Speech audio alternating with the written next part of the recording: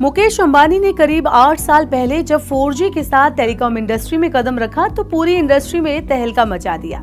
अब मुकेश अंबानी रिलायंस जियो में एक बार फिर से इंडस्ट्री में धूम मचाने की तैयारी कर रहे हैं। एलन मस्क से लेकर जेफ बेजोस जैसे दुनिया के दिग्गज कारोबारियों को पीछे छोड़ते हुए मुकेश अंबानी ने सैटेलाइट इंटरनेट की रेस में बाजी मार ली है।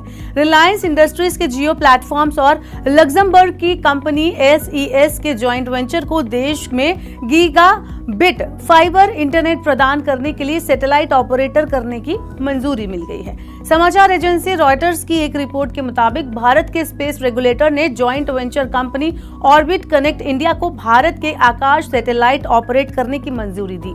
ऑर्बिट कनेक्ट इंडिया को ये मंजूरियां ऐसे टाइम पर मिली हैं जब जेफ बेजोस की Amazon.com से लेकर एलन मस्क की स्टारलिंक जैसी कंपनियां भारत में सैटेलाइट इंटरनेट सेवा शुरू करने के लिए मंजूरी का इंतजार कर रही हैं। ऑर्बिट कनेक्ट इंडिया को सैटेलाइट आधारित हाई स्पीड इंटरनेट सुविधा के लिए अप्रैल और जून में जरूरी मंजूरी दी गई थी।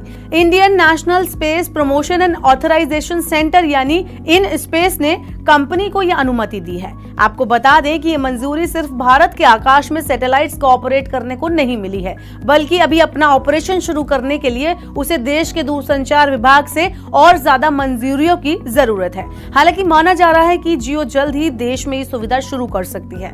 माना यह भी जा रहा है कि सैटेलाइट इंटरनेट की स्पीड मौजूदा 5G काफी ज्यादा होगी। फिलहाल देश में इसकी टेस्टिंग के बाद इसे लॉन्च करने की तैयारी की जा रही है। लेकिन माना यह भी जा रहा है कि सैटेलाइट इंटरनेट के आने से देश के दूर दराज के क्षेत्रों में तेज इंटरनेट मिलने में आसानी होगी और जमीनी इंफ्रास्ट्रक्चर के मुकाबले इसमें लागत भी कम आएगी।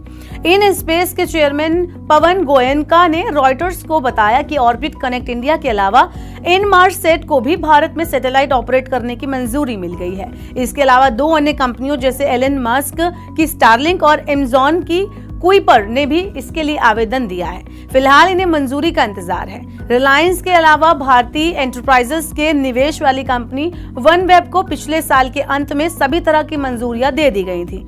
अब जरा जान लेते हैं कि कंपनियां सैटेलाइट ब्रॉडबैंड पर इस तरह के फोकस क्यों कर रही हैं। तो डेलॉयट के अनुसार भारत का सैटेलाइट ब्रॉडबैंड सर्विस मार्केट अगले 5 साल में सालाना 36% की दर से बढ़ने की उम्मीद है। वहीं 2030 तक ये $1.9 अरब तक पहुंचने की उम्मीद है।